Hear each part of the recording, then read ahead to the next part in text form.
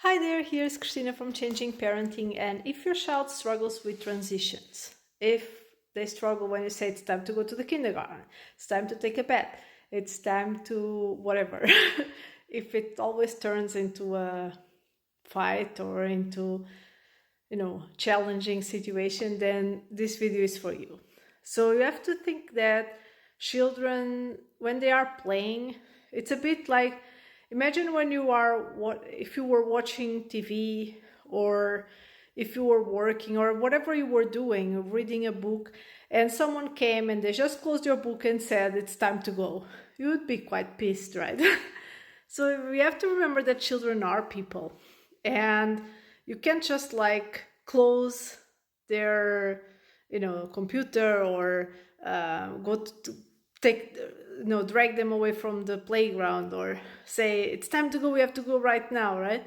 Unless there's an immediate danger, of course. But if there isn't, you have to treat them the same way you wish you were treated yourself. So you should give them some advance notice.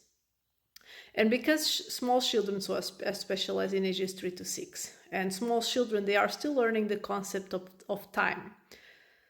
So the younger the child, the more you have to be creative. So for instance, for a 3-year-old, you might say something like, you can go to 2 things, like let's say you're on the playground and it's time to go. You can say, a bit before it's time to go, you can say, you can still do 2 things here. So you can, for instance, go down the slide once, and then grab the monkey bars once.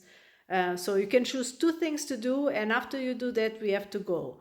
Or you can say, for instance, if they are building Legos, you can say, you can finish building that, and then we have to go.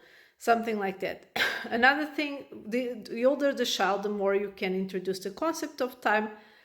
So for instance, for a 4-year-old, 5-year-old, 6-year-old, with a 6-year-old, for instance, you can really say, in 5 minutes we have to go.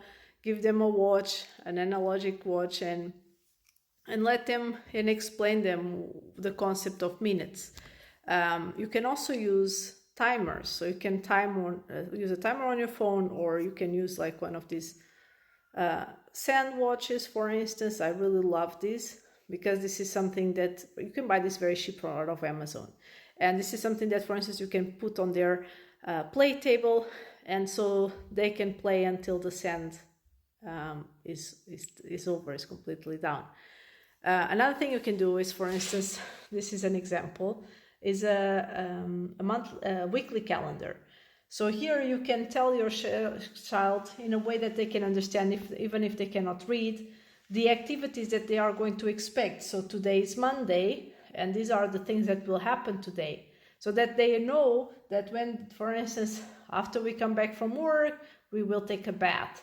So these are just some things that it also is good for them to understand, when they are still understanding the concept of time, that there are some days when we have to go to the kindergarten. So this is in German, because I live in Germany, but this is for instance, today's kindergarten day, and this is a weekend. On the weekends, we don't go to the kindergarten.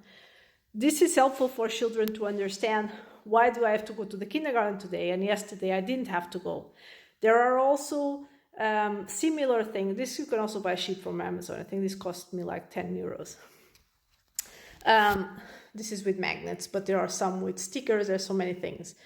And another thing you can do also is these task charts.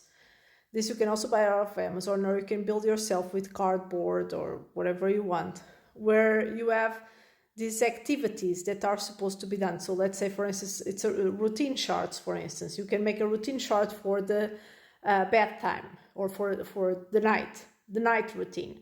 When we arrive we first, wash our hands, then we set the table, then we eat, then we brush our teeth, then we take a bath, we play a little, we read the story, we go to bed.